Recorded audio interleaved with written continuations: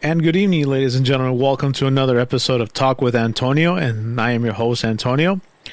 And for today's episode for this week, I will be talking about the final episode of the documentary of Who Killed WCW, and it's titled The Final Nitro. Well, as the title says, The Final Nitro. What do I think of it now that I'm much older? Okay, let's go back years ago, back to the year 2001. I was 17 years old at that time when WCW was bought out by, at that time, the WWF, the World Wrestling Federation. And when I first started watching Nitro in 1995, I was 11 years old. And like us wrestling fans, my brother and me were always like glued to the TV, watching channel surfing, changing channel of Nitro and Raw. That was life back then. And when the final Nitro that happened, correct me if I'm wrong, let's see if I don't remember the exact date, but like I said, correct me if I'm wrong, was on March 24th, 2001. At that time, I was happy just knowing the fact that I thought the superior company won. And Vince McMahon became the king of wrestling. He realized his dream of becoming the only professional wrestling company in the United States of America. But now that I'm much older, I think it was probably like the worst thing that ever happened in the history of professional wrestling, because in the past, you know how there was other companies, there was the territories, there was the WWF, there was Jim Crockett Promotions, there was everything. And even Paul Heyman, when he was doing that shoot promo on Vince McMahon Sr. would go to every promotion in the country and shook the hand of every promoter. And these are Paul Heyman's exact words. And shook the hand of every wrestling promoter and swore to them that he would never compete against them, that his son would never compete against them. And when your father died, you competed. And that's exactly what happened. Once Vince McMahon bought the company from his father, he started buying the territories one by one. He started killing the territories. And lo and behold, which he did, there was just another one, Jim Crockett Promotions, which they sold to Ted Turner. It was the NWA, and then later on it became WCW, which was the second biggest wrestling company at that time in North America. And they became the WWF's biggest competitor, and they were bought out. And like I said, when I was 17, and I was extremely happy that the quote-unquote the superior company won. And then now that I'm older, it's just not right. That was probably like the end of professional wrestling as I know it, in my opinion, though. And it just became one huge monopoly, and that's something, I've actually mentioned that to my friends. The United States should enforce some laws in terms of monopolization. Like everything, all companies under one umbrella, I do not agree with that. Like, for example, in 1995, in September, I'll never forget it. I remember I live here in Southern California, and there was a supermarket called Alpha Beta, and I believe that Ralph's was going to buy out all the Alpha Beta stores, the Boys Market, Viva Markets, all the other like small supermarkets that were all local here, and they became all under one Ralph's umbrella. And like right now, there's another talk of another merger between Kroger, which owns Ralph's and Food for Less, and they're going to become one giant umbrella, like one sole company. And I do not agree with that. In my opinion, I do believe that there should be competition, there should be choices, it should not be just one company. I'll give you an example. This may sound kind of strange. Like, for example, Coca-Cola. They need Pepsi. And Pepsi needs Coca-Cola. McDonald's needs Burger King. And Burger King needs McDonald's, etc. It doesn't matter. It's like I believe there should be choices. And now, now in this day and age, everything is becoming under one company. It doesn't matter. Supermarkets, food, I don't agree with monopolization, and I do believe that the United States should enforce some laws about that. It's not right, and that's what happened with professional wrestling after the WWF bought out WCW. At that time, Vince McMahon became the only wrestling company in the United States of America up until TNA was created in 2002. There's other companies like right now with Ring of Honor, AEW, etc. I don't agree with monopolization. I think there should be competition. There should be other choices. But if you think about it now in this day and age, yeah, there's AEW, there's TNA. It's not the same as when WCW was around, because WCW was a threat to the WWF/WWE. So, enough talking. Without further ado, let's start with the documentary of Who Killed WCW. One second. This is like this stupid ad right here. And this is courtesy of Vice TV, by the way.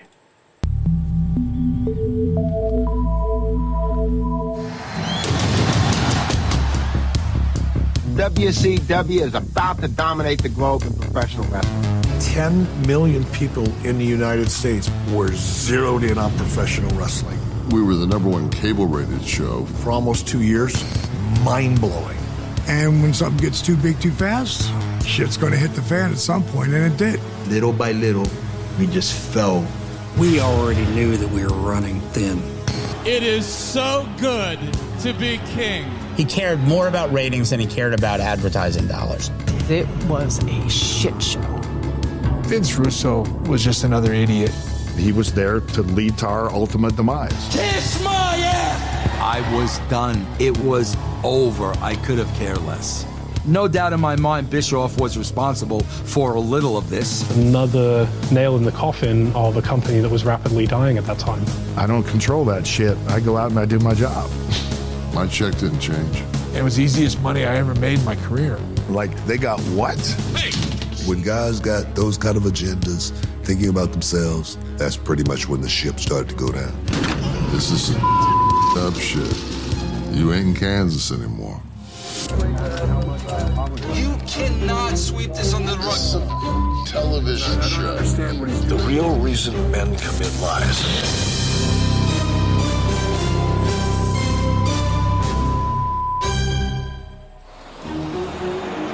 Okay, right now they're talking about here, this is like the Final Nitro was on Panama City Beach, and it says here, this episode contains footage filmed by cameraman Scott Lansing that documents the final days of Nitro.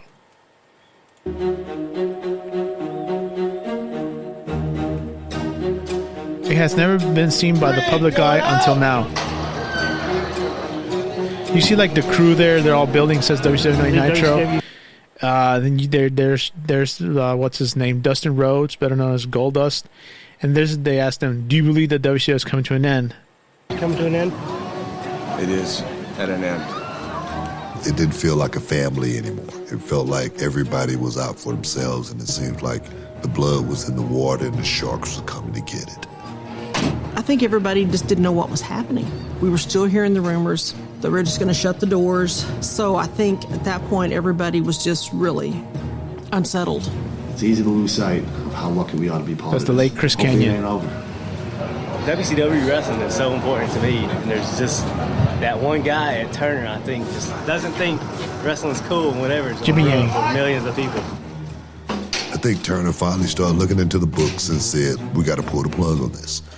No matter how much Ted Turner loved this business and wanted to, keep it afloat, you start looking at the books at that time and seeing how much money we were spending. I can only imagine how much money went out the window. Oh, my God. And, this is another thing that a lot of people don't, probably has been talked about. Me personally, I would say that what really killed, that was like the final nail in the coffin for the death of WCW was the merger between AOL and Time Warner. And I believe it was the late Mike Graham who said that when they merged that company, Ted Turner had no stroke and no say in anything in that company. And they say that the new guys in charge did not want sports, did not want to have no baseball, no basketball, and certainly no pro wrestling. And yeah, that's the thing that really killed WCW in my opinion. But that's like I said, that's just my opinion. I won't say one of the things. That's the word. One of the things. But in terms of, there's just like a lot of things, and I will say that at a later episode of what killed WCW. After Brad brought me back to kind of oversee Russo, it was apparent to me that things were more dysfunctional within Turner Broadcasting in the relationship between Turner and WCW than they had ever been. And I'm not talking about what was going on in television or how much money they were making or losing. I'm just talking about the relationship. 2000. Time Warner is a company of winning brands and winning people, and so is AOL for this merger. Just like when we put Turner Broadcasting into Time Warner, it made the company much, much stronger. And I think we're all committed to making this thing work.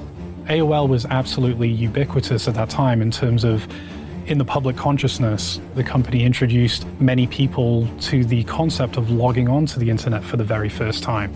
I've been on America Online 2 months, and it's really been a revelation for me. You got mail! This was at the time where a lot of the new internet.com businesses were receiving wild overvaluations based on promises of future growth. If you looked at the assets besides furniture, they have a subscription list, and that's the people who subscribe to AOL. AOL's leadership in the early part of 1999 also were keenly aware of this reality as well. So one option that was considered was to merge with a media and entertainment conglomerate, which was Time Warner. The combined company, which will be called AOL Time Warner, gives each partner what it now lacks. What ended up happening is that AOL shareholders would receive 55% of the new company and Time Warner 45%. Now, my dad's never been online in his life, never touched a computer, never owned a cell phone, never used an ATM, right? He's old school. So I think there was a whole generation gap loss on AOL's going to buy this giant company with nothing, where the older investment guys are like, well, you can't turn it down. It's hundreds of dollars a share. This is going to be awesome. We're only going to make $1 billion, but nobody would stand up and go, this is a Ponzi scheme, man, right? This is all going to fall apart. The blockbuster deal still needs regulatory approval and a nod from Time Warner and AOL shareholders. AOL had serious issues. You know, WCW got caught up in that also. In a sense, you could say it was collateral damage. Wrestling has become fun, crazy entertainment. It's an alternative. It doesn't define our network. It's one night a week. It's a hit every Monday night, but it. You just heard what one of the executives of AOL said. This is like your typical guy who doesn't know jack shit about wrestling. He's like, oh, it's just another thing for entertainment. It's like your typical suits and ties that, I don't know. Even Mike Graham said this one time that he said that his dad that I really don't want to go to school. I just want to make some money. I just want to go straight to work. And the late Eddie Graham, I believe, said to him, well, college is not for everybody, son. And so according to Ted Turner and all those other guys over there in the suits and ties and Turner Broadcasting at the CNN Center, said that they will only hire college-educated people. You just get another college-educated idiot over there to work at Time Warner and CNN Center. That's exactly the words that Mike Graham said and Eddie Graham said. Wasn't anymore. Because it was broken and I had to fix it, I was a physical presence there. I was in there trying to do whatever I can do to get it back on track. Big mistake! What a bunch of boobs. It was so bad. I really felt like, okay, stake in our heart. It was a chaotic shit show and a blur. And I said, I'm about to get the hell out of here because I've had it. You had to look out for yourself. I just felt like Brad didn't know anything about wrestling. I mean, he knew about the corporate side, but he wasn't a wrestling person. Exactly. He wasn't somebody that was going to try to help save the company. It was like going through the motions. To be completely honest, I couldn't fix it, and the red kept getting redder. And you know, it's true what that lady said. Brad Siegel did not care about wrestling. He was just another fucking suit and tie asshole. And I do have a bone to pick with fucking Brad Siegel. I would say he was also responsible for the death of WCW because he didn't give a fuck. He did not give a flying fuck. And the way he appears in episodes all with his arms crossed, he just comes off to me as just a smug, arrogant little asshole. I just can't stand just by looking at his fucking bald head. Like, just like he has a face, I would like to go up and slap him like as hard as I can till my hand turns red. I just like look at him. He's just like all sitting down. If y'all seen the documentary, he's just all sitting down. Always in all the episodes that I've seen, he's just sitting down with his arms crossed like the complete fucking asshole that he is. And the ratings kept falling and falling and falling. In addition, WCW drove away its paying audience. Look at the difference in buy rate between the uncensored pay-per-view in March of 1999 and the same event just 12 months later in March of 2000. They basically put on the exact same main event. Hogan Flair, 2 years in a row. Hold on to your hats!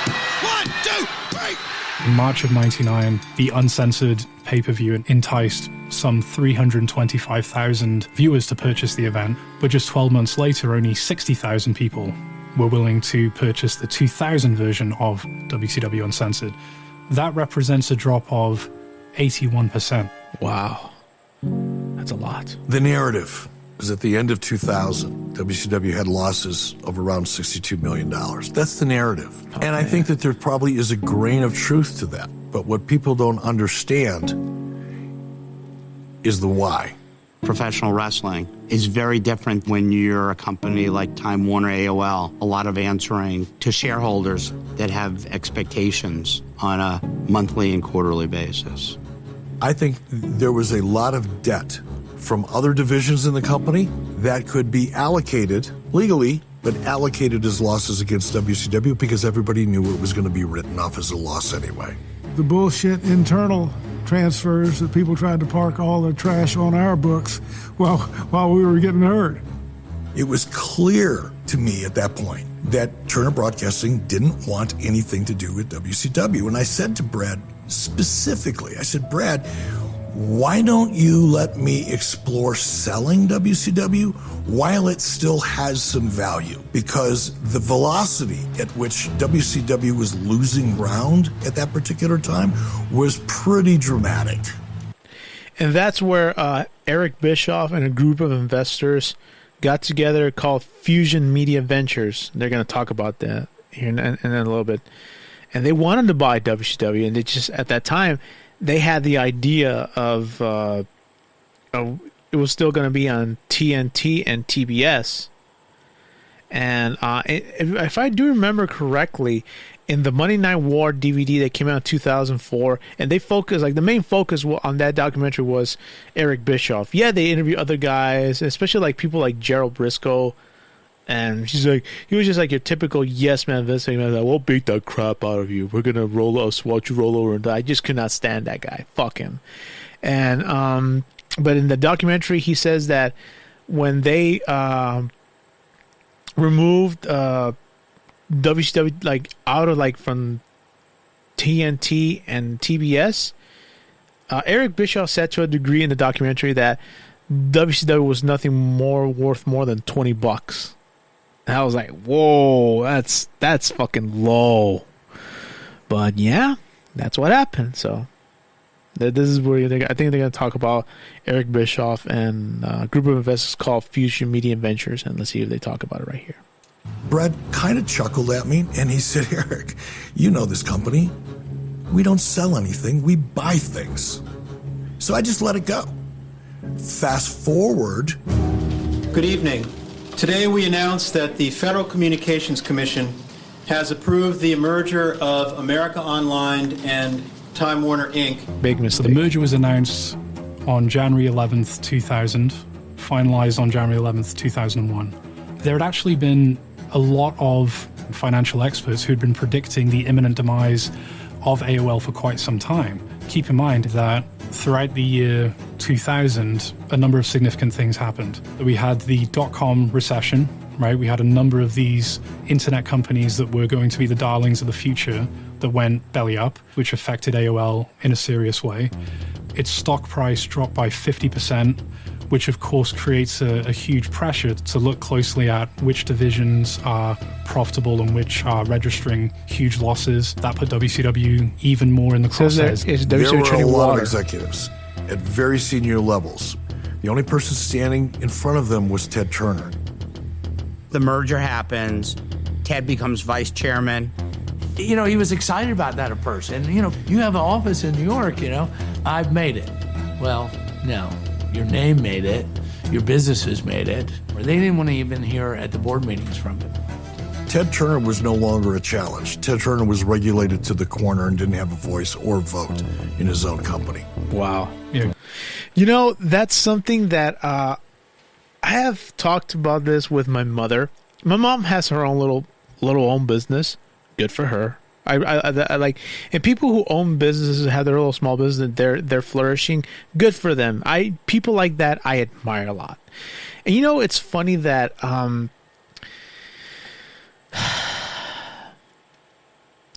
when people create their own company and then becomes like this giant corporation, and then they have the name, like they use their name to create this company, and then all of a sudden a group of board of directors think that, oh yeah, but we're in charge, you're just a name here, we're just gonna ask you to resign and we're gonna keep the company, you're just getting the fuck out of here. I'll give you an example. Apple computers. What the fuck happened? They kicked out the board of directors kicked out Steve Jobs. They kicked Steve Jobs out of his own fucking company by the group of board of directors. And that is something that, like, I've always had something like against that. Yes, I know I don't own a company, but just knowing the fact that if I create a corporation and I have to respond to these board of directors, it's just a group of managers, like, get the fuck out of here with that. And I don't agree with that. And they fire the founder. And I think it's absolutely ridiculous because if I do remember, like 1997 was a horrible year for a lot of companies. One of them obviously was the WWF. They were on the verge of shutting down forever. And another one was Apple computers. And they brought back Steve Jobs. They actually begged the guy to come back. And lo and behold, look what it is today. It's still a strong company, computer company. They have the computers, the phones. It's still flourishing to this day. But look what happened with Ted Turner. He was no longer in charge. They didn't want him there. They bought the name, but like even Eric Bischoff said it. But they didn't want nothing to do with Ted Turner, and he was just like pushed to the side, which I think is absolutely garbage. Ted is no longer in a position to have control over WCW and its affairs. I remember saying, you know, we're Time Warner. Yeah, 1 second, guys.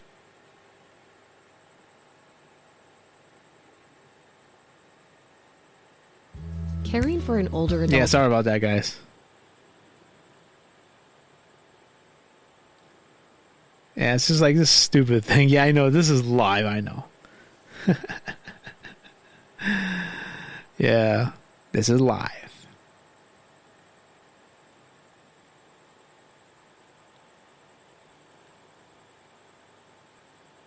Let me see. Sorry about that, guys.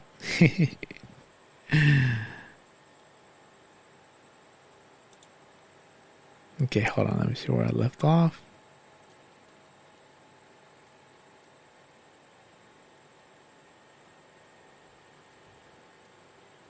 Longer a challenge. Ted Turner was regulated to the corner and didn't have a voice or vote in his own company.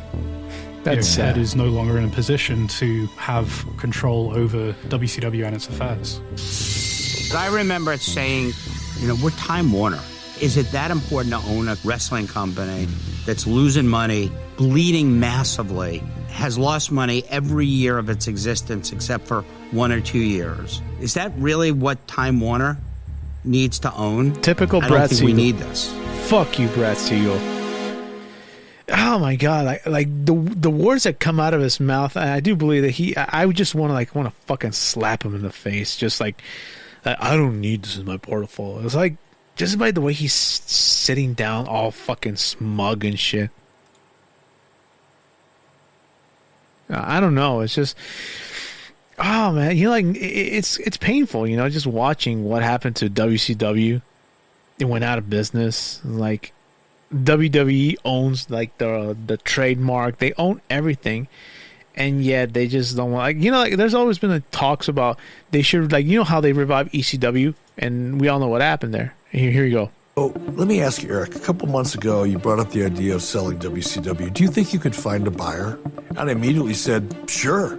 I had no idea. I'd never done anything like that before. But I assured him that I could find someone who had the resources to buy it. I said, you want me to put a deal together? You want me to try to put some people together? And he goes, see what you've got. I went to a guy by the name of Peter Guber. Peter Guber, at that point in time, owned a company called Mandalay Sports and Entertainment. He's a very, very, very well-established Hollywood guy. And also, said, look, I'm not interested in investing in buying WCW, and also Peter Guber, he was also a famous producer for Hollywood movies, and he also produced the Batman, the 1989 version of Batman and Batman Returns. I think I know some people who may. And he put me in touch with Brian Badal and Steve Greenberg, who owned a company called Fusient Media Ventures. Fusient Media Ventures had created the Classic Sports Network, which became ESPN Sports Classic. And that's what I mentioned earlier in the podcast, Fusient Media Ventures.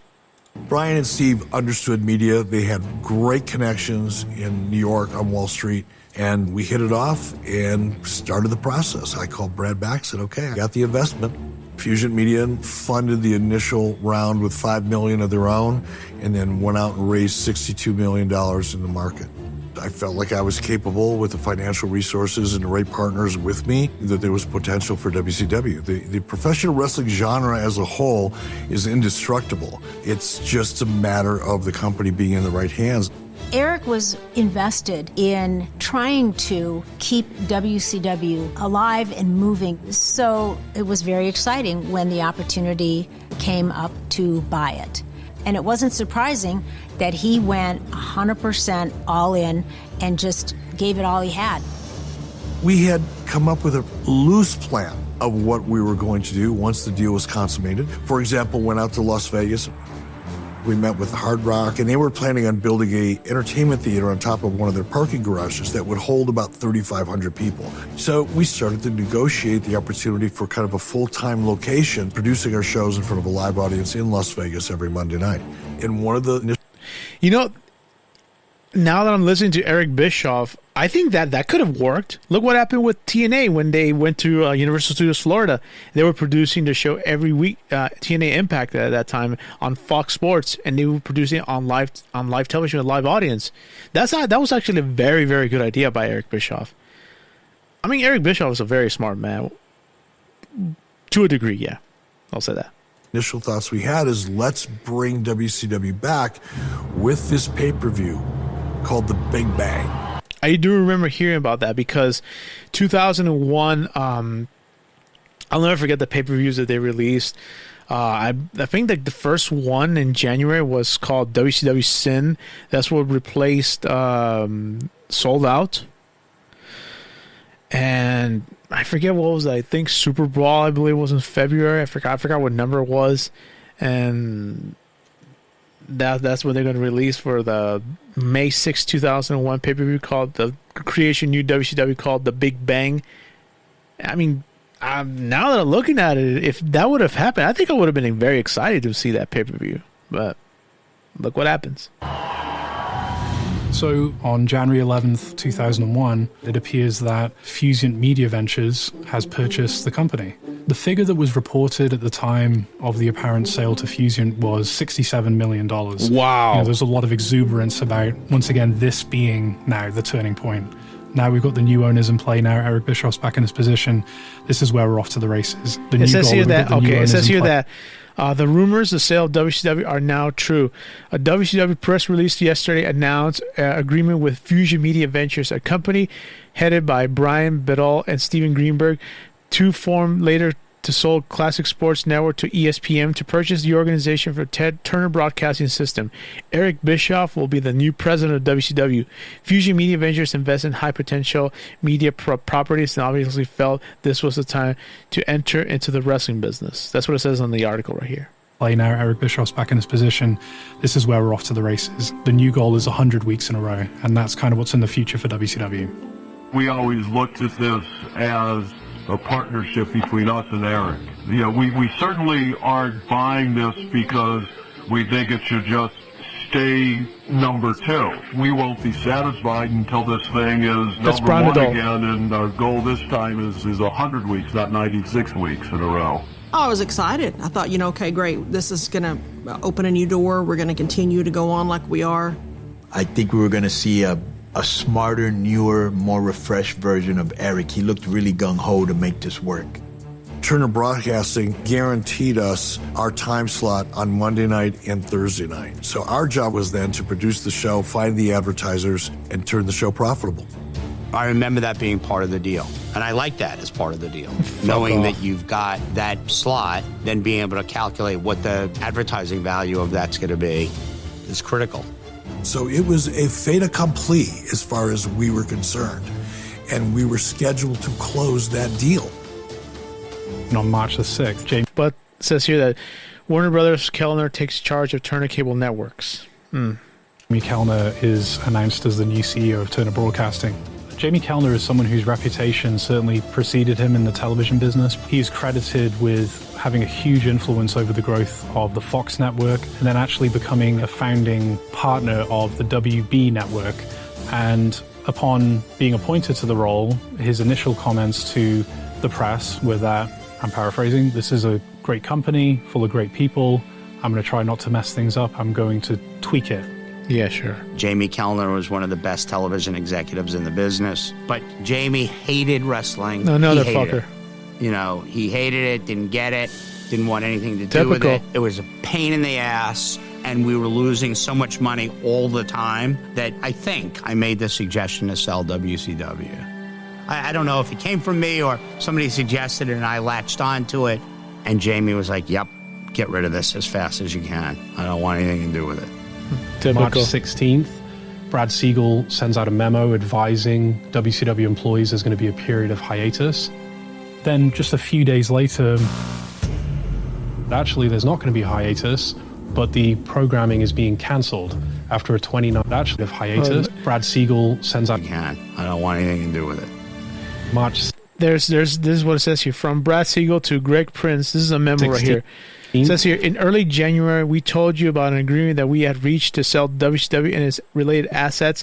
At the time, we said that we would appraise you to any changes to the way WCW operates. Effective Tuesday, March 27th, WCW programming will begin a period of hiatus.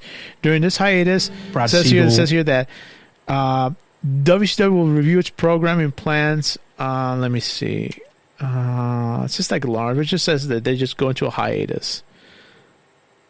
It says here that determine the course of future WCW branded entertainment events on Wednesday, March 28th.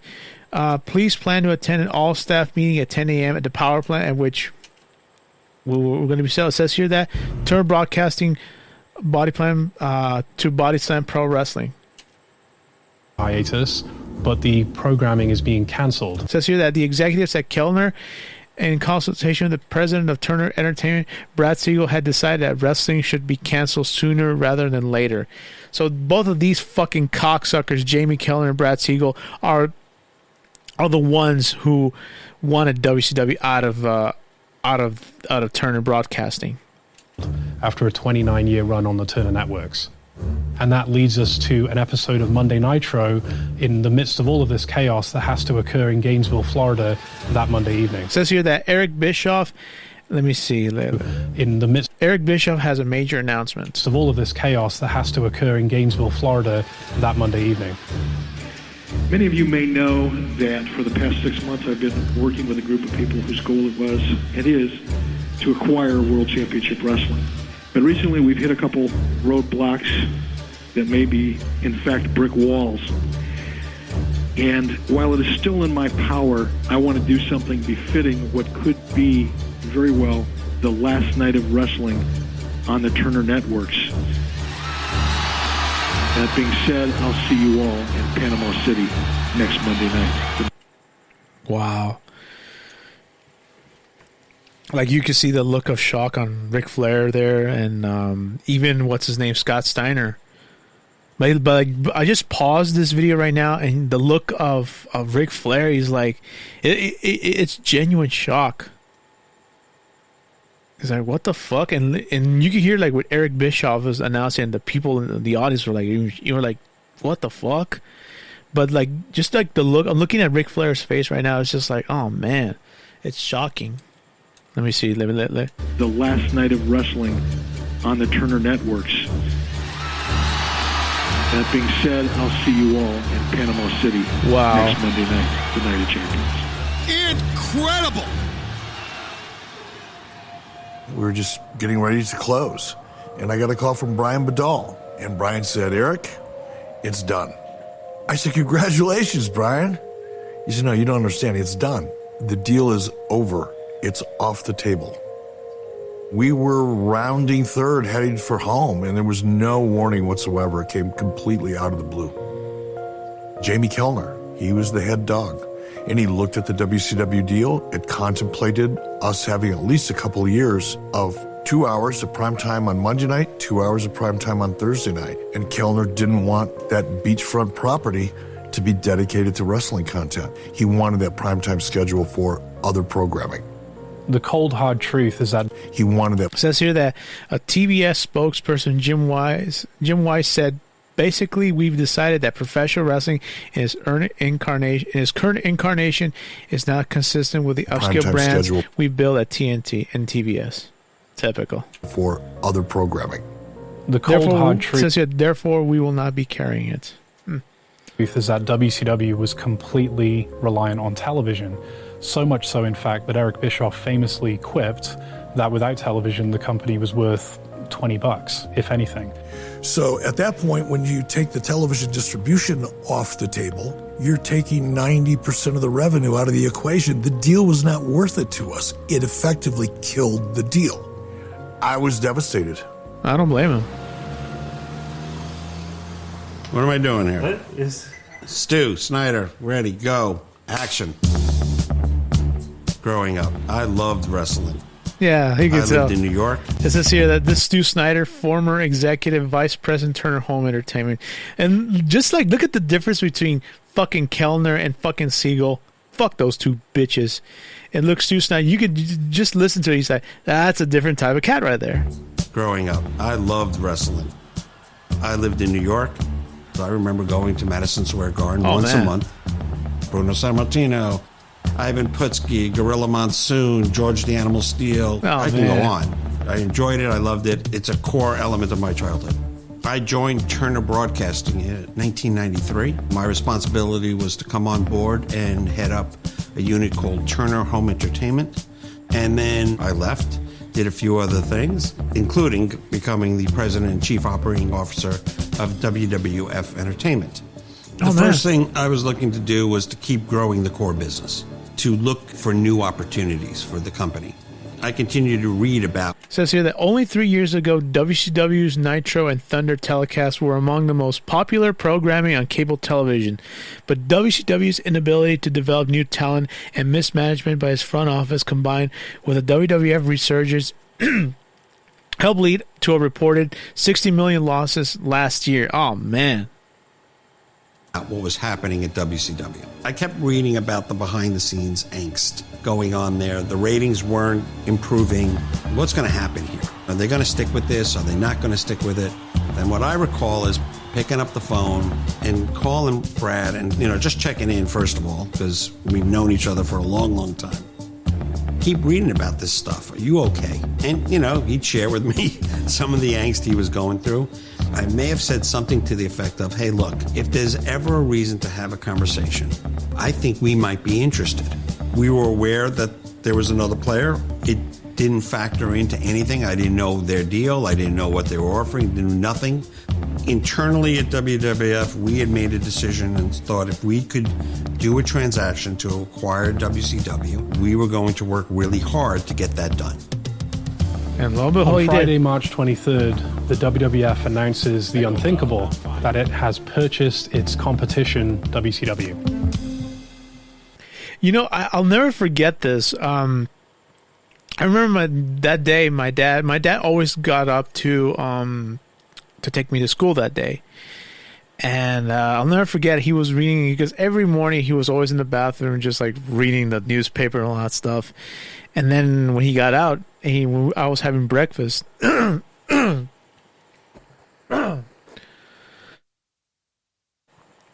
me. I was having breakfast, and my dad said, "Did you read it? Did you hear about this?" At that time, I didn't even know. He mentioned that the WWF at that time was bought out by WCW was bought out by the WWF. I was like, "What the fuck?" I was fucking flabbergasted, if you ask me. Like, what the hell? I was happy by that time. Like I said, I was fucking 17. I didn't know what the fuck was going on. All I know is that the WWF won. But nope. Now that I'm like I said, as I said before, I've gotten older. I just don't think it's a bad thing, you know.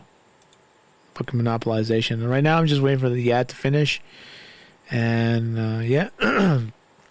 But you know, it was like, but the guy who was like the one, I think this dude, Stu Snyder, I believe, was the one who was responsible for buying WCW at that time. I'm like, oh man. And lo and behold, look what happened.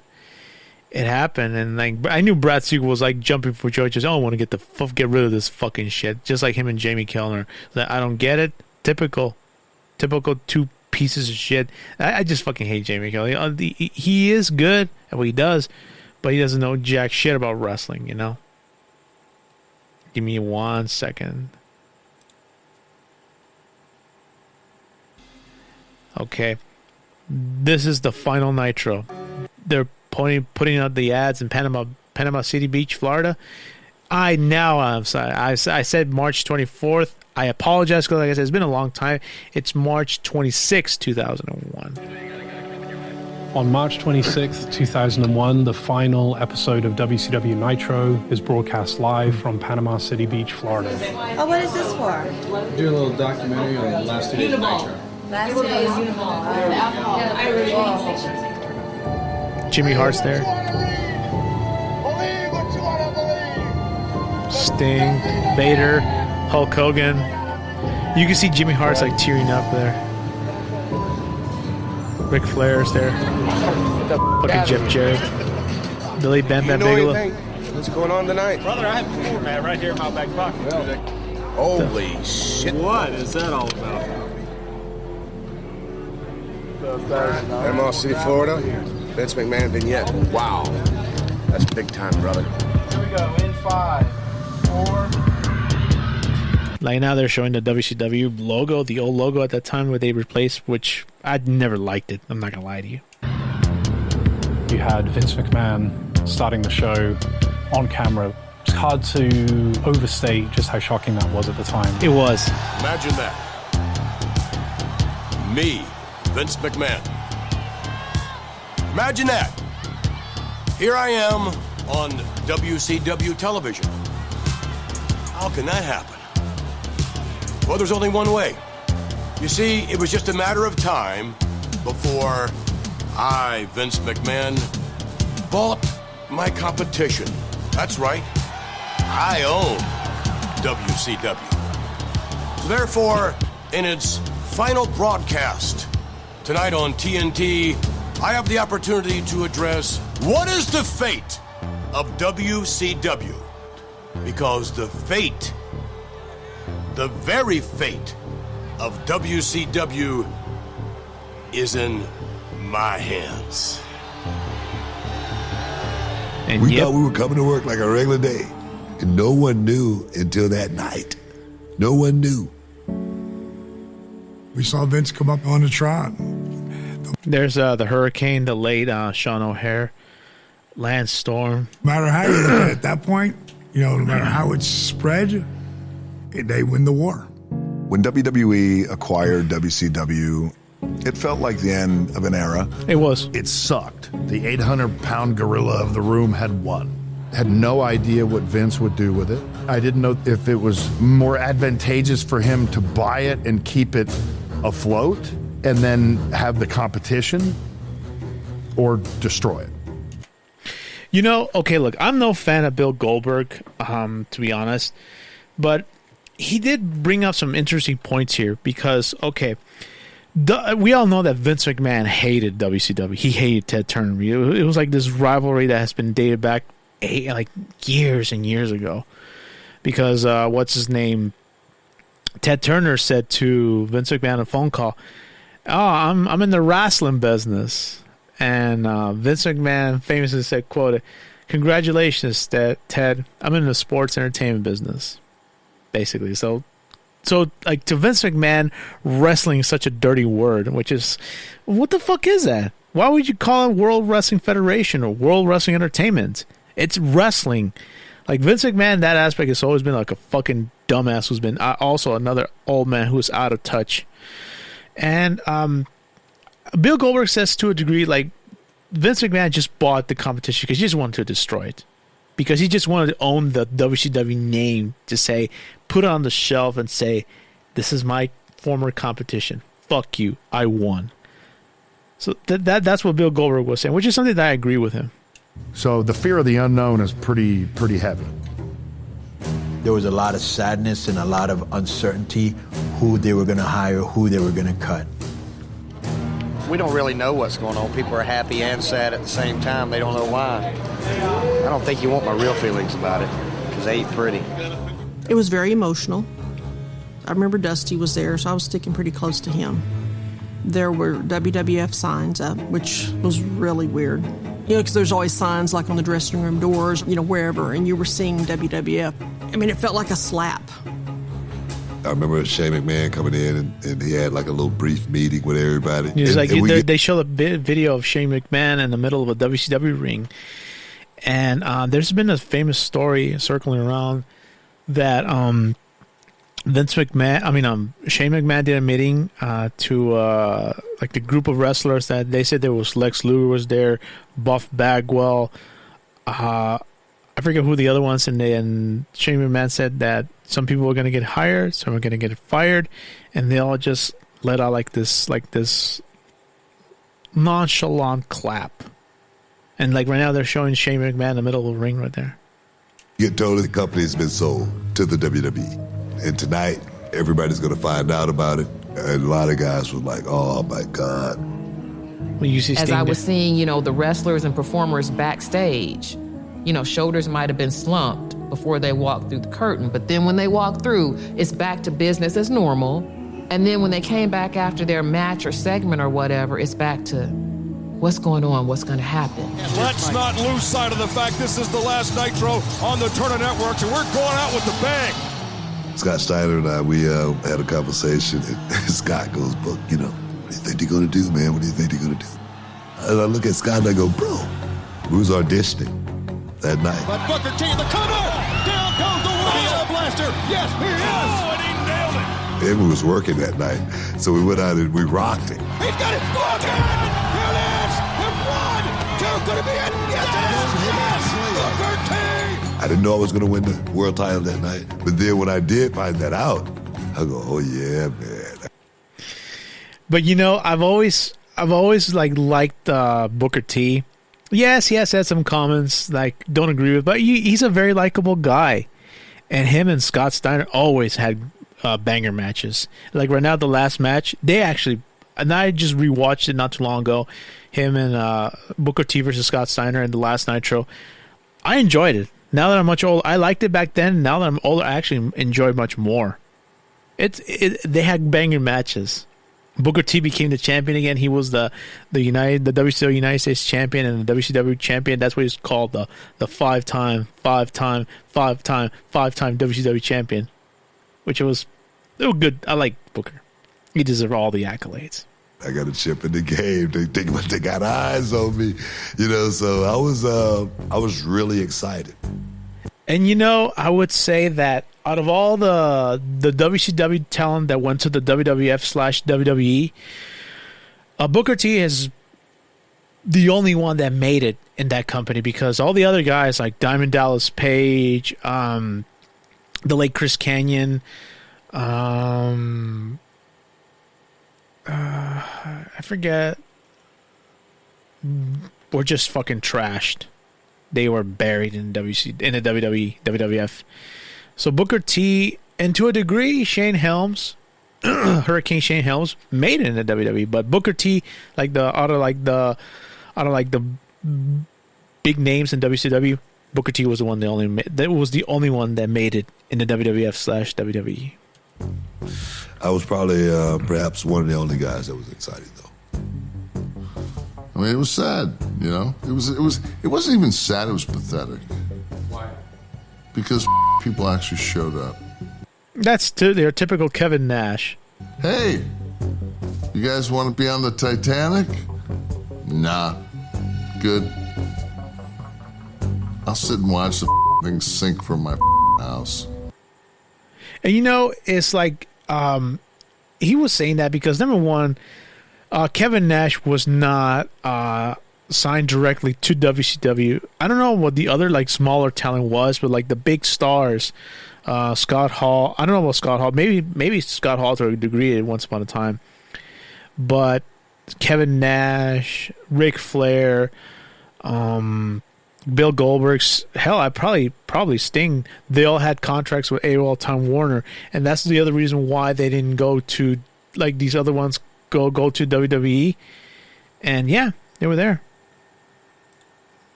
I didn't watch it as it happened live. I feel bad for the talent that were there. I feel bad for the production staff that were there that didn't see it coming, had no idea what their futures were going to be. It's a big life change, but as far as the brand itself, I walked away from it. I no longer cared. It's going to be an emotional thing. You see a lot of production guys, a lot of people with cameras taking pictures of the guys, and to me, I look at it as the day you left college and guys you might not see again. Built them out. This is a tight-knit group of guys we have. It's like one of the camera guys and what a sweetheart guy. He'd been working for the company for 27 years. All of those people lost their livelihood. Yeah. And that's why I say, you, Jamie Kellner. Yeah, exactly. I was concerned about a lot of people that just couldn't walk into a job so easily. Our jobs are so different. It's not a factory. We don't do the same thing every day. We're a combination of a circus and an army. And to get that good at it, we had to have the right people in the right places. And the way you got to that point was the trust of one another. Oh. Oh. No, I don't believe But now it. you can't do that together anymore. Everybody was in a bad. You know, that's heartbreaking. Like knowing the fact that a lot of people lost their jobs just because of some fucking head honcho like Jamie Kellner didn't like wrestling. You want to get rid of it. Look what happened to these other people. Not just wrestlers, camera guys, referees. Like not all referees went to the WWE. They all just like walked away. Some made it there, some didn't. And the guy there who was just talking, he just broke down. I don't know. It sucks, you know. And I'm glad that Diamond Dallas Page said, "Fuck you, Jamie Kellner." I don't blame him. You know? That space, you know, a lot of them didn't know what they were going to do. But there's a time, you know, you gotta let it go. But in this business, it's a little bit different. What was really weird to me, this multi-million-dollar company was sold to WWE for like nothing. I'm not saying that there was anything spooky kooky going on there, but I have my suspicions. And you know, it's funny that Chris Jericho once upon a time said that he found out how much WWF bought WCW. He said that if he would have gone on a group of investors and bought it himself. And yeah, as you know, it's like right now, this is another ad coming right now, and it sucks that that all these people lost their jobs, all because of some fucking asshole in charge of Turner just didn't like wrestling. He said, I didn't get it. It's like your typical, like one of those suits, college-educated idiots who didn't like wrestling. And the only reason that WCW was still alive was because of Ted Turner. I can't even imagine, ladies and gentlemen, what Ted Turner must have been going through when he saw the company that he so fiercely protected just die. And I remember the same documentary of the Sting documentary that TNA released back in 2005. Ted Turner would always show up on the show saying, "Oh, I know I got these suits and ties saying they want to get real wrestling, but as long as I'm around, I'll protect it. You just keep doing what you're doing." Ted Turner absolutely loved wrestling, and yeah, it's just like you can tell like that Ted really loved wrestling, because it's just all the suits and ties and want to get rid of it. Like typical, yes, there was losing money, but it was something that Ted really loved, and it's just a sad sight to see, you know. And yeah, and right now they're going to show the.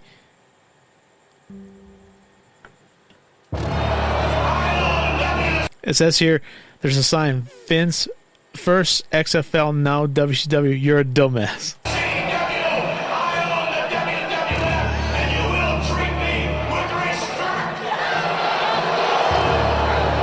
WCW now in the grip of WWF, as that's in the article. The World Wrestling Federation won the grudge match. The sweat-spraying king of TV wrestling dealt the final blow Friday. It agreed to buy arch-rival World Championship Wrestling from Turner Broadcasting System. You think about the final purchase price. We're talking about a company that at its peak was generating in the neighborhood of $200 million a year, and a huge part of pop culture that gets sold for a little over $4 million. I always thought that when I heard the price of what they paid for WCW was an inside job of some sort. Somebody filled their pockets by making that deal for cheaply as it was. Maybe there's an envelope pushed across the desk. Maybe you got influence with the guy that's selling it. Look, there's some murky circumstances. Stu Snyder was an executive at Turner Broadcasting. Oh, by the way, Stu Snyder, after the fact, just happens to land a plum executive role with WWE. Oh my God, that's Bob Ryder! Bob Ryder from WCW.com! Bob, run! Bob Ryder, he was one of the hosts on shows that were broadcast over WCW.com. So in the summer following the sale of WCW being purchased by the WWF, Bob Ryder puts out a widely disseminated post online, essentially alleging that there had been a conspiracy at play. Bob Ryder, he was a good man and a good friend. And I know that Bob had written about a theory that Brad Siegel helped facilitate the actual sale to WWE. You know, that's something I've heard about in the past. It wouldn't surprise me because, like, Brad Siegel is just like I said, he's like that fucking little smug little bitch. Look at that. Just looking at that time right there, they show a picture of him. He's fucking all skinny with that stupid haircut of his, those stupid glasses. And fuck this piece of shit. Siegel helped facilitate. It says here, OneWrestling.com. It says here, this is dates back to Monday, July 30th, 2001. Siegel sabotaged his own company. It says here that, and I quote, there should be criminal investigation into the thing.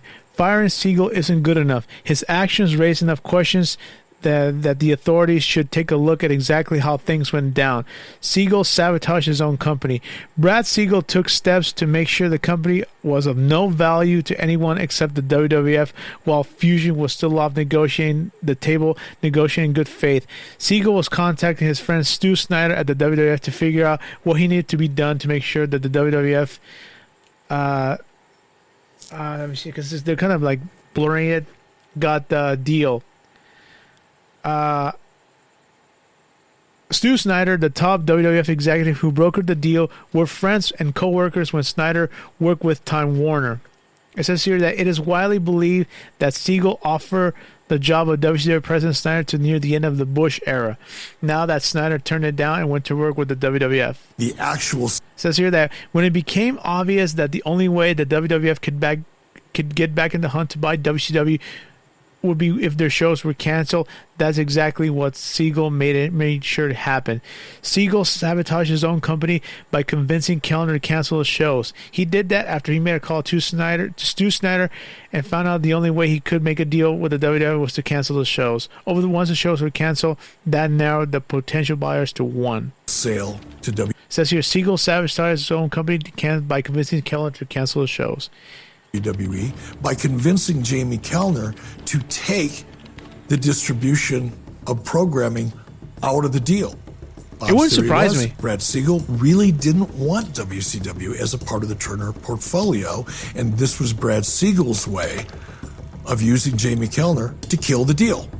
The conspiracy theory was really something like out of a wrestling storyline, essentially.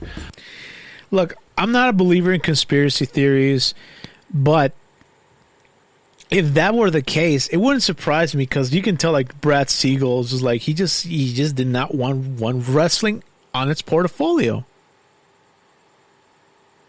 I mean, there could be some factors that, like I said, I'm not a believer in conspiracy theories, but hell, I mean, anything is possible. There was a plot initiated by Brad Siegel and Stu Snyder to clear the path for it to have a quick sale to the WWF. Stu Snyder at that time was the president of the WWF. He had previously worked at Turner Broadcasting, had a relationship with Brad Siegel, and so the allegation was that there were covert talks between the two, and the primary piece of evidence was the fact that WCW was sold for $4.3 million. I don't know that that's true. It is a conspiracy theory. Unfortunately, there are enough questions and questionable relationships that lend interest in a conspiracy like that. Because you were friends with Stu Snyder, it was a way to ensure the WWF would have an advantage to the sale.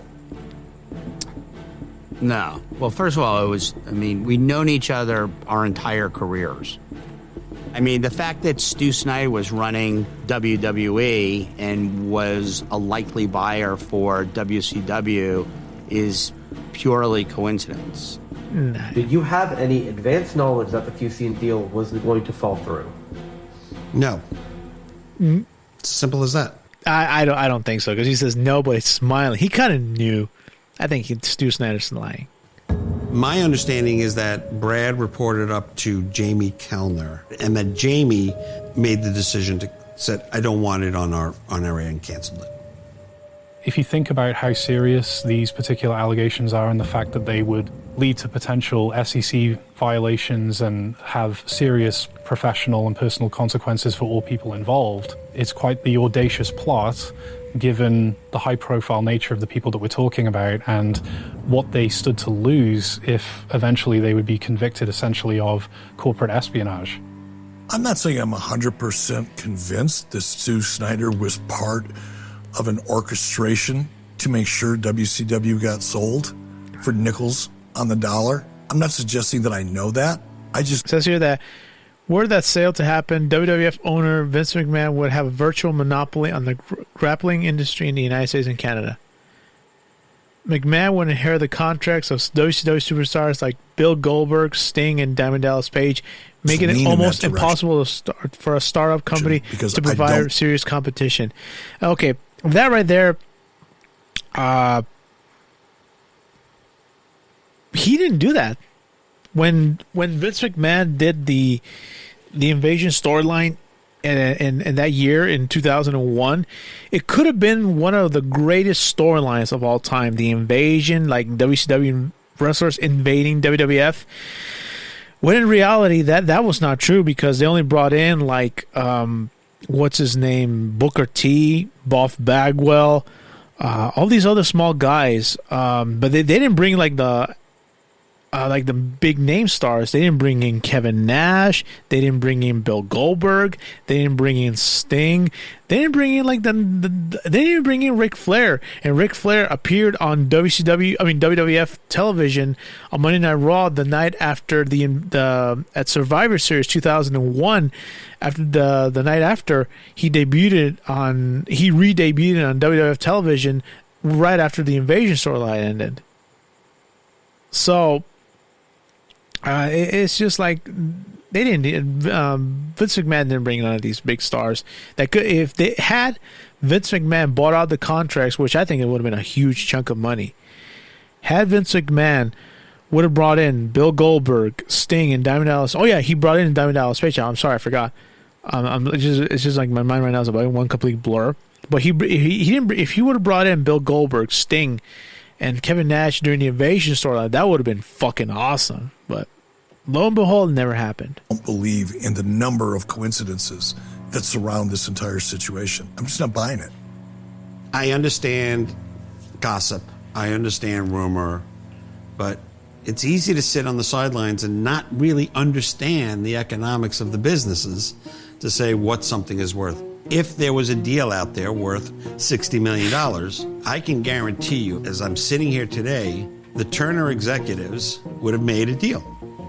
We wanted to sell it. When we sold it, that's what it was worth. My regret is that when the ratings started to plummet, we could not find the right story, the right players in that story to turn it around. You know, that's a big regret of mine. We weren't successful. Whatever. Sometimes that happens.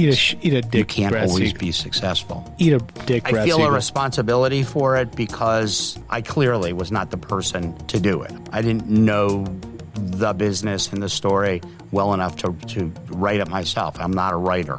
So, yeah, I'm really sad about that. And Yeah, whatever. regret it wasn't a different outcome. Whatever. Could anything have been done to save WCW? In my opinion, without a strong advocate who really believed in the business, it would have been tough to exist there with everything else of their challenges as a company. But that world had passed. Ted was that person who was its chief advocate. In the new AOL Time Warner, without that person, I don't know how it succeeds there. And for good or for worse, the one thing that all the talent knew, they knew where the buck stopped at WWF. It was Vince. You were either in line or you were out. That's how Vince ran that place. That place was a different story, a different time, different era.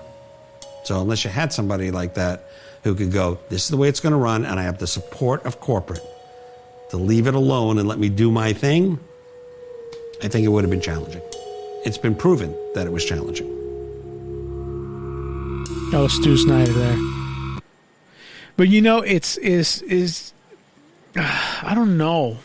It's just very, very difficult. Like Brad Siegel, I'm sorry if I keep bringing this dude up a lot. It's just like he says that he was sorry. No, he's not. Because if he was sorry, he would have done something. Even though some people, when they're working at a place and they don't like it, yeah, but they do make an effort to make it better. You know, Brad Siegel just didn't even want to try. He just wanted him and Jamie Kellner would just want to get rid of wrestling. Period. He's like, I didn't get it. It's just like I completely understand Diamond Dallas Page saying, "Fuck you, Jamie Kellner." Maybe things would have been different had Jamie Kellner not got rid of it. But let me be clear: we weren't looking at all to buy something and kill it. This brand is still good. It's still relevant to an audience. No, we're going to figure out how do we keep it alive. No. Vince McMahon just wanted to buy it and put it on, like he said, on that both Raw and Nitro broadcasting. He just wanted to get rid of it and put it on the shelf. Because I remember that night when he appeared on both Raw and Nitro, he was talking about how he bought WCW and saying that, I'll never forget, he said this. There's an old expression, they used to laugh at WWF. There's an old expression of, he who laughs last laughs best. As you can see, I'm not exactly laughing. I just have a big smile on my face. Unquote. Those are words directly from Vince McMahon. And then he started to ask the audience, I don't know if they're going to mention it here. He says that he bought WCW. He was going to watching all those tapes of Hogan doing that ridiculous pose, whatever you want to call it. And then he mentioned WCW stars. I want to ask your input from you people. From when I say a thumbs up, when I say if you like it, I say a thumbs up. And if you don't like it, thumbs down. He started with, let's start with Hulk Hogan up. And there was actually quite a few thumbs down. Some were thumbs up, but the majority were all thumbs down. They mentioned Lex Luger up. The majority were all thumbs down. Me personally, I never cared for Lex Luger. I thought he was just a charisma vacuum. That's just my opinion. They mentioned Buff Bagwell. A lot of thumbs up. They mentioned Booker T, a lot of thumbs up. I forget who was the other ones. He mentioned Sting, a lot of thumbs up. Bill Goldberg was the one that got the biggest pop. But yeah. And maybe over time it comes back as a separate show. In my head, I saw this great rivalry that was under one roof. No. First of all, it all started with the famous Shane McMahon showing up. And what's his name? Edge. When we're talking about WCW like being bought out by WWE, and Edge said to a degree, seeing Shane McMahon with that Nitro logo might have been one of the things I would never see. But they also don't mention something here. When Vince McMahon appeared on WCW television, he was right there saying, I bought my competition. But when he appeared on WWF Raw's War, and he says, look, here's the WWF and here's WCW. Well, there's Jeff Jarrett. But he publicly fired Jeff Jarrett on live TV. He says how it's spelled capital J double F. You know how Jeff Jarrett used to say. I have a better way. It's spelled capital G double O double N double E. Gone. So basically, Jeff Jarrett was effectively fired, and he could not come back to the WWF at that time, up until years later, where he was inducted into the WWE Hall of Fame. I forget which year it was, either 2018, 2019, I don't know. I don't fucking care. Yes, I did talk about him being inducted into the WWE Hall of Fame, but I have now that I'm much older, I've never liked Jeff Jarrett. I've always been indifferent to that guy. But now that I'm older, I effectively despise and strongly dislike Jeff Jarrett. I will talk about him and my reasons of why I despise that guy.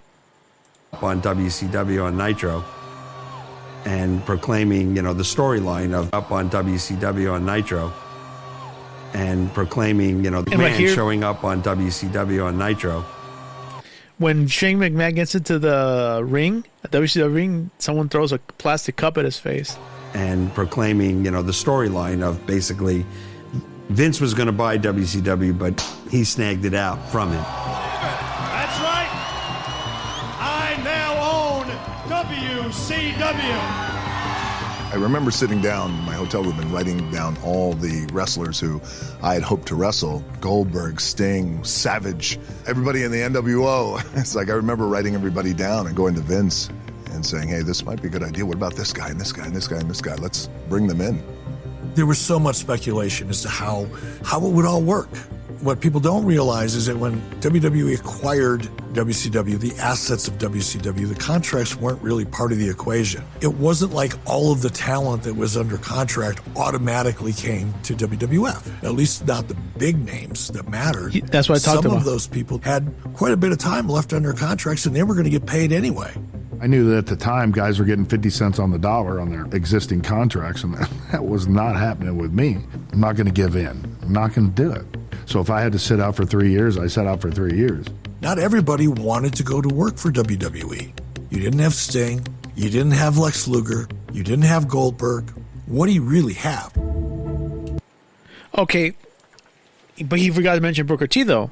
He was a big star of WCW.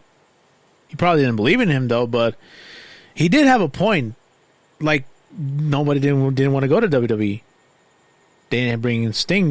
That's another thing. Like, they brought in all these other stars from WCW, and the one that I've always had like an issue of how WWE treated him, was Sting. And I've always been a huge Sting fan. And when he had when he was in WCW, he had the blonde flat top haircut with the face paint, like the surfer gimmick that he had. I was always like I said before, I didn't, like, when I started watching wrestling, I didn't have cable. I just watched it. I watched WWF Superstars on Channel 11 here, the local channels. But I was introduced by WCW at that time by a classmate of mine. He said, "Oh, you like wrestling? Yeah, sure. What's up? You ever heard of WCW?" He's like, "What is that?" So he showed me like a mag. The next day he brought in magazines, and he showed me like I saw Sting. I saw at that time when Ric Flair was still he was in the WWF at that time, but he was on his way out. But he was in WCW. He showed me these other wrestlers, but the one that I saw the most was Sting. And when he went to the WWE in late 2014, he appeared sporadically in 2015 and 2016. I just think, and the way when he lost at WrestleMania 31 against Triple H, and it's like with Sting, I've always had like a feeling that Vince McMahon, he succeeded in killing WCW. He just didn't. He brought in all of these, like, he calls them his like stars, like when, like, in a sarcastic tone. He buried them, and so he brought in the last major WCW star and just treated him like a less than. And like I remember in the commentary, out of all the people just commenting, fucking JBL, fuck that guy. That's the one guy I'll never understand why he got pushed in WWE, just because of his friendship with the Undertaker is the only reason he got pushed. And he was saying all like on a minnow, like he was a big star, basically just treating Sting like he was like nothing. And even Arn Anderson went on the podcast saying that WWE treated Sting like a less than, like he was they just buried the guy. And in the commentary, fucking what's his name, Michael Cole, Jerry Lawler, and even but the one that really irritated me when he talked shit about Sting was fucking JBL. Fuck that guy. He can kiss my ass. But yeah, sorry about that. We're going that long run. But back to the documentary. I still had like over a year left on my contract. They offered me a 50% buyout and go to work or just, sit at home for the next year. I said, nah, man. I said, out of sight, out of mind, I remember Ric Flair saying a long time ago, time off is your worst enemy. So I was like, let's take the 50% buyout and let's go to work. He debuted in King of the Ring. He attacked Steve Austin. WCW champion. Back then, it was a test. Let's throw these guys out here and see how good they really are compared to the WWE guys. Shane and I decided to join forces. Well, the invasion storyline was supposed to be the best that WCW had to offer versus the best that WWE had to offer, but we were in the shape to actually be able to really, really pull off an invasion angle just because we did not have enough star power to really, really get that thing off the ground. They never really did a WWE feud correctly, and I think that was a big mistake by Vince McMahon. I agree with Conan. They should have brought in, like, if they would have brought in like the major stars, that would have been a true invasion. But they just did not have like the big names in the invasion storyline. I think he could have done some really cool matchups and some really cool things. Hey, yo. Then they show Scott Hall, the late Scott Hall, Kevin Nash, and Hulk Hogan, but a year later in 2002. This was as the No Way Out pay-per-view in February 2002. It was afterwards, though. They were going to write the history that they wanted to create, and no matter how you looked at it, we were the Confederate soldiers going to work for the Union. And if you thought that you were going to go over one of their top guys, bullshit. They brought us in under the guise of, this isn't going to work twice. I looked at Scott, I said, we're gone. We're done. We're dead. I get to have the wonderful experience to watch my friend who now has been sober for 11 months go downstairs and just start pounding drinks. And he's like, it. You talking about a miserable day in my life? The way they said, WCW, it was no room in New York City for a company like WCW. That's just the way I felt about it. When the WWE won the war, not only did they want to win the war, but they wanted to bury the opposition and they wanted to plant the flag. And that's what they needed to do more than anything to really solidify winning that war, planting that flag. Yeah, they had to be in a dominant position to do that. We're back live here, ladies and gentlemen. This crowd is still buzzing. Well, here comes Mr. McMahon back. This is July 2002. This is where Vince McMahon comes out and introduces Eric Bischoff. Now, that's something I never in a million years would see. And even, I don't know if Jerry Lawler's going to say this. He said, and I quote, JR, I used to sit in the same broadcast booth with Vince McMahon every night, and he said that he would wish death upon Eric Bischoff. He promised to name the new general manager of Raw. 2002, Vince McMahon called me. And while Vince was speaking, I had already made up my mind that this is my opportunity. Allow me to introduce you to the new general manager of Raw. His name is Eric Bischoff. I'm not going to say that everybody in WWE was happy to see me show up, but the people that mattered could not have made me feel more at home. I like Eric a lot. We're good buddies. Known him for a very long time. And he has his bust on the Mount Rushmore of professional wrestling executives. Everything that went wrong, the Fusient sale falling through, the fact that the narrative is Eric Bischoff, greater WCW. I had an opportunity to write the last chapter of my story. Wait a minute. What the hell is going on? What is this? You know, I had been with WWE for a few years as that general manager character, and everything was going great. And I remember getting a phone call from Stephanie McMahon, who was head of creative at that point. She goes, Eric, I don't want you to take this the wrong way. You've done a great job, but we're going to go in a different direction. Eric Bischoff has abused his power for too long. John Cena was going to hit me with his finish and then drag me out of the ring, and John Cena was going to throw me in the back of a garbage truck, and I was going to be hauled out of the arena. And I very seldom questioned creative. But I went to Vince and said, it doesn't make any sense for John Cena to do it. It makes more sense for you to do it. And I thought, if I'm going to do this, I'm going to have fun doing it. I'm going to make this fun for me. And I did. And I had a blast.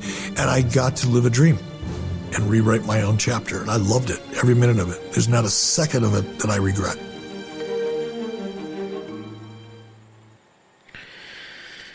When, I don't know, just looking at that with Stephanie McMahon, I don't know. To me, Stephanie McMahon to me just comes off as a power-hungry bitch. It's like he says, like, a lot of people in terms of wrestlers say they would rather hang out or talk with Shane McMahon because he was like more like the boys. Stephanie was more like Vince McMahon, just like don't cross her and she'll fuck you over. And yeah, I remember seeing that. Like I never kind of understood that why they want to head into another direction with Eric Bischoff. Who killed WCW? Ooh. Who killed WCW? I think it was Turner Corporate. And some of the people within the booking committees. AOL, Time Warner, the executives that were embarrassed by Goofy Wrestling.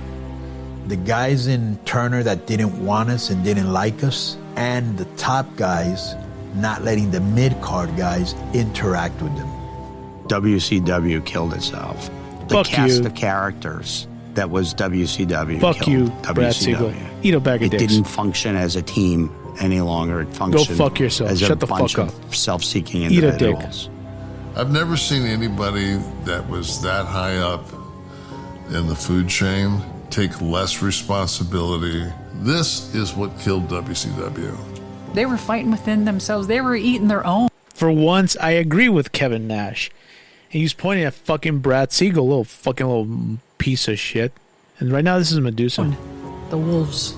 Who killed WCW? That's easy. Turner Sports. It would have to be the person with the checkbook. Have to be Eric Bischoff. Vince Russo, Eric Bischoff, two guys that had zero knowledge about how to run wrestling, and they put themselves in a position to tell people like me what to do, and that's what killed WCW. As a matter of fact, I'm going to give myself a round of applause for that. Yes, thank you. Bro, they took such a drop from where they were to where it was when it was sold and so much money lost, I don't think anybody could have done anything. So I would say a business decision killed WCW. I don't think one person could have killed WCW by any stretch of the imagination. There were a shitload of people who contributed to its downfall. I think it's a collection of factors, a number of reasons that explain its demise. There's plenty of blame to go around, but I think ultimately it was inevitable that it was going to fall apart. A good buddy of mine, he's one of my best friends, downtown Bruno. When I first started, I said, Bruno, give me some advice. He said, you're gonna hear a voice one day, and that voice is gonna say, go on home, the big run's over. WCW as an entity, they heard that voice. And the big run was over, and it was awesome. Wow, man, what a run. It was always about the performances for me. It was always about the fans. We were rock stars. Everywhere we went, it was packed. The whole WCW experience was a hell of a ride, period. Let us remember the lessons learned and strive to build a fairer and more equitable future for wrestling. And they show Medusa doing that famous skit. I think that's another reason why she was blacklisted to go and even set foot in WWE up until later on when she was inducted into Hall of Fame, because they show her with Eric Bischoff. I forgot this dude's name. I forgot this dude. He used to work for TNA also. Mike Tenay, there you go. Mike Tenay and Steve Mongo McMichael. She came up and she had a trash can and threw in the WWF Women's Championship, and they say that's another thing that was the precursor of the WWF the Montreal Double Cross that happened with Brett. And they say that was one of the reasons why Vince McMahon was scared, but Brett would have never done that. So then this is Medusa talking right here. We've done over 350 or 60 some odd nitros, and a lot of these people are like family to me. It was a good ride. It was fun. You were like a big family, even though you're a dysfunctional family. You may not get along with everybody, but you're still going to be there when it comes to it. It was the greatest job. They let us be as creative as we wanted to be. The first time I realized WCW was big was my very first show when I debuted. There was a palpable energy. You could feel the crowd. There's something special and something different about a wrestling fan. It just blew my mind to see what a big deal WCW really was. Those are some great times, terrific times. And it came to an abrupt end like that. But hey, man, all good things come to an end. I agree. I still think that, when it comes down to it, WCW is Eric's creation. Any success they had was with Eric. There's nobody on this planet that can look in the mirror and say, I beat Vince McMahon at professional wrestling for 83 weeks. And that's something that I agree with Kevin. Another thing that I agree with Kevin Nash. Eric Bischoff was the one that took it to Vince McMahon. He beat him for 83 weeks straight. That's something I totally agree with. And right now they show right here how Eric Bischoff was looking at what Kevin Nash said. It's a pretty huge accomplishment. Cool. You can tell that Eric got emotional while watching that. Oh, time with your head, it becomes distorted. My memory is more like a series of photographs. There's bits and pieces and moments that stand out in my mind, but as time goes on, they kind of just all blur together. When I look back at my time during WCW, the journey, the ups, the downs, the ride all along the way was a rush. We were the #1 wrestling company on television in the world. Very proud of that. I was able to experience and achieve things that nobody thought possible. And I wouldn't have had any of this if it wasn't professional wrestling. So I'm grateful for every minute of it. The good, the bad, everything in between. Very lucky.